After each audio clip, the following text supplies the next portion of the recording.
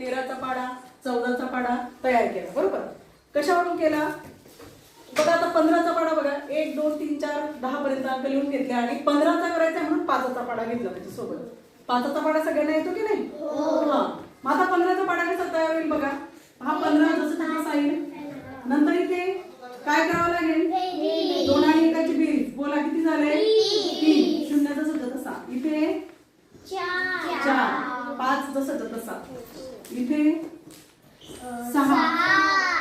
0 जसं तसा. इथे 5 आणि 2 7. 5 जसं तसा. इथे 6 आणि 3 6 आणि 3 0 जसं तसा.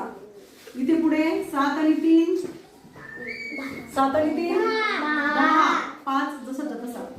8 आणि 4 ची बेरीज केली किती झाले? 12. आणि 0 उरला जसं तसा. 9 आणि 4 ची 13. 9 आणि 4 ची 13. 5 जसं तसा लिहिला. 10 आणि 5 ची बेरीज केली किती झाले? 15. किती झाले?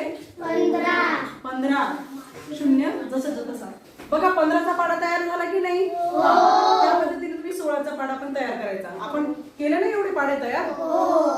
समजलं सगळ्यांना?